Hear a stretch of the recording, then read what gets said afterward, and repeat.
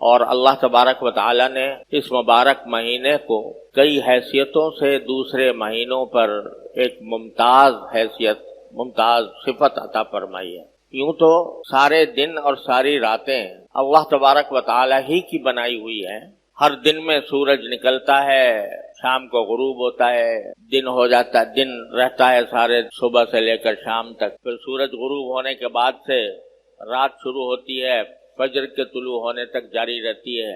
دیکھنے میں سارے سال کے دن اور سارے سال کی راتیں ایک ہی جیسی ہیں اور سب اللہ تبارک و تعالیٰ کی بنائی ہوئی ہے، لیکن اللہ تبارک و تعالیٰ ان دنوں اور راتوں میں کچھ کو اس لیے انتخاب فرما لیتے ہیں کہ میرے بندے ان دنوں میں یا ان راتوں میں میری طرف خصوصی طور پر رجوع کریں۔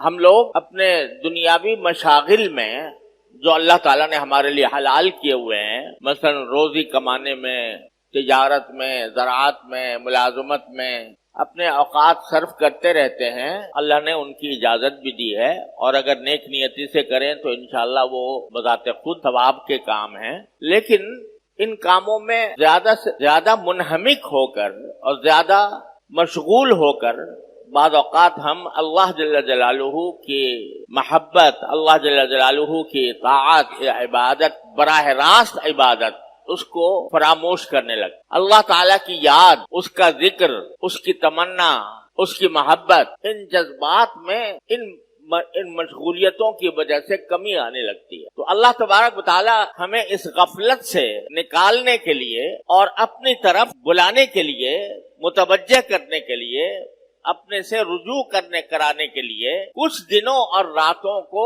کہہ دیتے ہیں کہ یہ میری ہیں، یہ دن میرے ہیں، یہ راتیں میری ہیں، یہ مہینہ میرا ہے، یہ عشرہ میرا ہے، اپنی طرف منسوب فرما دیتے۔ اب رمضان کا مہینہ دیکھیے، مثلا وہی دن ہے، وہی راتیں ہیں، وہی سورج نکلتا ہے، وہی غروب ہوتا ہے، لیکن اللہ تبارک و تعالیٰ نے فرمایا یہ میرا مہینہ ہے۔ اپنی طرف اس کی نسبت فرما دی تو اس کی شان کہیں سے کہیں پہنچ گئی، اس کی برکات کہیں سے کہیں پہنچ گئی۔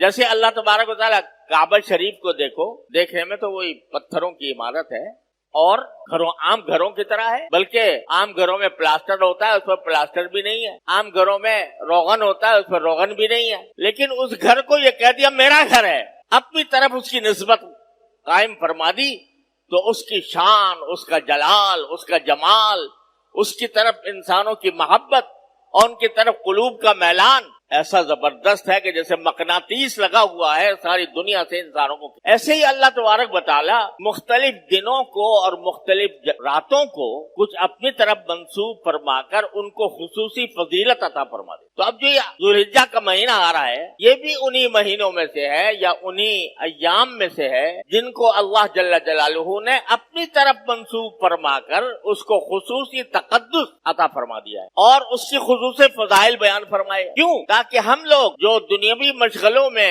الجھے ہوئے ہیں، منہمک ہیں، وہ ذرا لوٹ کر تھوڑے عرصے کے لیے اللہ تبارک و تعالیٰ کے ذکر میں، اس کی یاد میں، اس کی محبت میں، اس کی طاعت میں اپنے آپ کو مشغول کریں۔ ایسا ہی ذوالحجہ کا، اور اس مہینے کی ایک خصوصیت یہ ہے کہ اس میں کچھ اللہ تبارک و تعالیٰ نے ایسی عبادتیں مقرر فرمائی ہیں جو صرف انہی دنوں میں انجام دی جا سکتی ہیں، سارے سال نہیں دی جا سکتی۔ مثلا حج جو ہوگا وہ ذوالحجہ میں ہوگا، سارے سال نہیں ہوگا۔ عرفات کا میدان تو آج بھی موجود ہے، جبل رحمت بھی ہے، مینا بھی ہے، لیکن آج اگر کوئی جا کر مینا میں قیام فرمائے یا جا کر عرفات کے میدان میں جبل رحمت پہ کھڑا ہو جائے، کوئی عبادت نہیں، عبادت کی حیثیت سے اس کا کوئی مقام نہیں۔ جیسے اور میدان ہے ایسے عرفات کا میدان، لیکن جب 9 ذوالحجہ آ گئی تو اب وہاں پر جا کر وقوف کرنا، وہاں پر جا کر ذکر کرنا، وہاں پر جا کر اللہ تبارک و تعالیٰ سے دعائیں کرنا،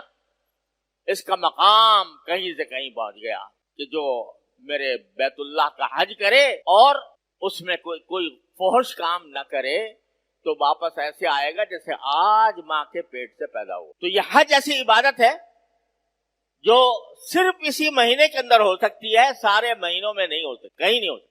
اسی طرح قربانی کی جو عبادت ہے وہ انہی 3 دنوں کے ساتھ خاص ہے، 10 ذوالحجہ، 11، 12، بس ان 3 دنوں میں آپ جتنے بھی جانور قربان کریں گے اللہ تبارک و تعالیٰ کے لیے تو اس کے اون کے برابر गुनाह माफ होंगे और एक कुर्बानी का सवाब रसूल करीम सल्लल्लाहु अलैहि वसल्लम फरमाते हैं कि अभी खून जानवर का जमीन पर नहीं गिरा होता, उससे पहले ही अल्लाह तबारक व तआला की बारगाह में पहुंच जाता है।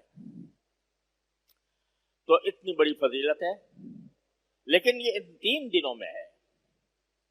बाकी दिनों में अगर कोई आज जानवर लेकर ज़बह करे, कोई इबादत नहीं। ज़बह करना सदका बेशक कर सकता है, यानी गोश्त का सदका कर देगा, सदका करने का सवाब इंशाल्लाह मिलेगा, वो किसी वक्त भी हो सकता है। लेकिन कुर्बानी जो नाम है गले पर छुरी फेरने का, गले पर छुरी फेर कर जानवर को ज़बह करने का, ये इबादत सिर्फ 3 दिनों के साथ मखसूस है। 11, 12, 13, 10, 11, 12, उसके अलावा नहीं हो सकती। तो ये भी इस महीने की खुसूसियत है, और महीनों के अंदर कभी भी नहीं हो सकती कोई कुर्बानी। और इसी तरह अल्लाह तबारक व तआला ने तकबीर तशरीक मुकर्रर फरमाई है। अल्लाहु अकबर ला इलाहा इल्लल्लाह वल्लाहु अकबर वलिल्लाहिल हम्द। ये तकबीर तशरीक 9 जुल्हिज्जा से फजर से शुरू होती है और 13 तारीख की असर तक जारी रहती है।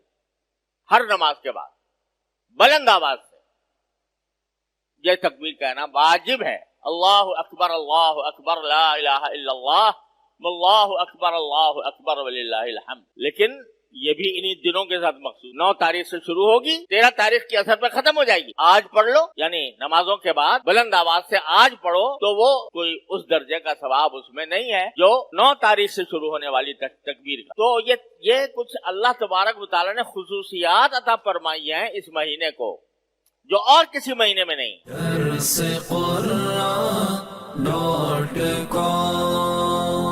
www.darsequran.com